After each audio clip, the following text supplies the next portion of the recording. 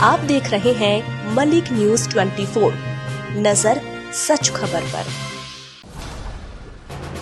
Israel Hamas के बीच अल अक्सा मस्जिद को लेकर जंग। 7 अक्टूबर की सुबह हमास की तरफ से इजराइल पर 5000 रॉकेट दागे गए। गाजा स्ट्रिप से हमले के बाद इजराइल के प्रधानमंत्री बेंजामिन नेतन्याहू ने जंग का ऐलान किया है। कैबिनेट के साथ इमरजेंसी मीटिंग के बाद उन्होंने कहा था कि ये जंग है और हम इसे जरूर जीतेंगे। दुश्मनों को इसकी कीमत चुकानी होगी। हमास की ओर से जारी हमले में अब तक 250 इजरायलियों की मौत हो चुकी है और 1500 लोग घायल हैं। चीन ने एलएसी पर सैन्य अड्डे बनाए। चीन की सेना लद्दाख से लेकर अरुणाचल प्रदेश तक एलएसी से उस पार गांव बसने के नाम पर सैन्य अड्डे बना रही है।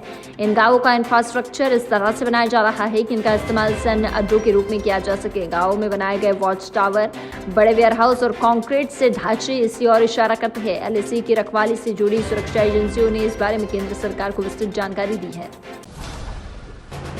एटीएम बदलकर खरीदी डायमंड रिंग। भोपाल में एक सरकारी कर्मचारी ने एटीएम बदलकर ठगी का मामला सामने आया है। जालसाज ने सबसे पहले कार्ड से 14,000 रुपए निकाले, फिर ज्वेलरी शॉप पर 60,000 रुपए की डायमंड रिंग खरीदकर फरार हो गया। पुलिस को ज्वेलरी शॉप से 2 जालसाजों के फुटेज मिले हैं। हुलिया के आधार पर आरोपियों की तलाश की जा रही है। फरियादी की ओर से इस मामले में साइबर क्राइम ब्रांच ने शिकायत आवेदन दिया है।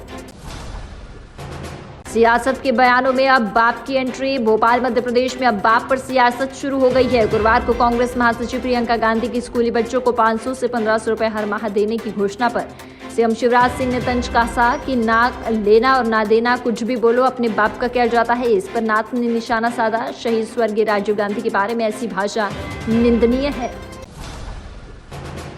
अवंतिका गैस में नौकरी पाने के लिए पीएमओ के डायरेक्टर के नाम से फर्जी लेटर भेजने का मामला सामने आया है। पीएमओ डायरेक्टर की तरफ से फर्जी सिफारिश की गई थी। लेटर देखने के बाद कंपनी के अधिकारी भी पहले सदमे में आ गए। अब मामले में पुलिस को शिकायत की है। प्रारंभिक जांच में लेटर फर्जी पाया गया है।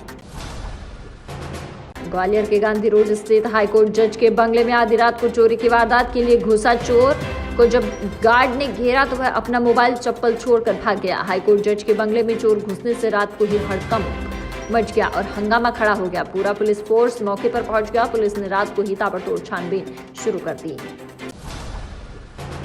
सरपंच हत्याकांड, तोड़फोड़, आगजनी पर 5 एफआईआर। ग्वालियर में 6 दिन पहले हुए सरपंच विक्रम रावत हत्याकांड के बाद गांव के 40 मकान में तोड़फोड़ कर आग लगा दी गई है। यह आगजनी आक्रोशित सरपंच समर्थकों ने लगाई थी। अब जाकर गांव के लोग इस आगजनी व उपद्रव के खिलाफ आवाज उठाने लगे हैं। गांव के 1 सैकड़ा से ज्यादा महिलाएं और पुरुषों ने आरोन थाना का घेराव कर उनके साथ हुए अन्याय के खिलाफ आवाज उठाई है।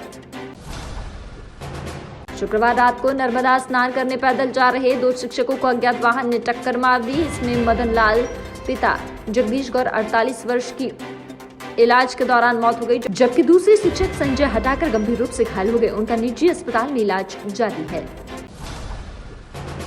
खंडवा संसदीय क्षेत्र में सिर्फ 1 सीट पर प्रत्याशी तय। विधानसभा चुनाव की वोटिंग को महज 33 दिन बचे हैं। खंडवा संसदीय क्षेत्र में 8 में से सिर्फ 1 सीट पर प्रत्याशी तय हो सका है। वह भी भाजपा ने कांग्रेस के दबदबे वाली सीट भीकनगांव पर पत्ता खोला है। रविवार नवरात्रि के दिन कांग्रेस पहली लिस्ट जारी करेगी। संभवतः संसदीय क्षेत्र की सभी सीटों पर उम्मीदवार तय हो जाएंगे। ऑपरेशन लोटस में 3 विधायक गंवा चुकी कांग्रेस ने अब भरोसेमंद प्रत्याशी चुनने के लिए सर्वे कराया है।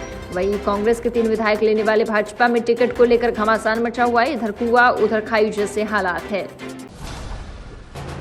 चंबल के लोगों के कंधा पर लटकने वाली बंदूक लंबे अरसे से शान समझी जाती है। भिंड, मुरैना समेत आसपास के एरिया में आप रहते हैं तो आपके पास बंदूक है तो आप इलाके के रसूखोरों में शुमार है। अब दिसंबर माह तक लोगों को बंदूक की मोह से दूर रहना होगा। सबसे खास बात यह है कि लंबे समय बाद चंबल के लोग बिना बंदूक के दशहरा पर्व मनाएंगे। वे इस दशहरा पर्व पर शस्त्र पूजन नहीं कर सकेंगे।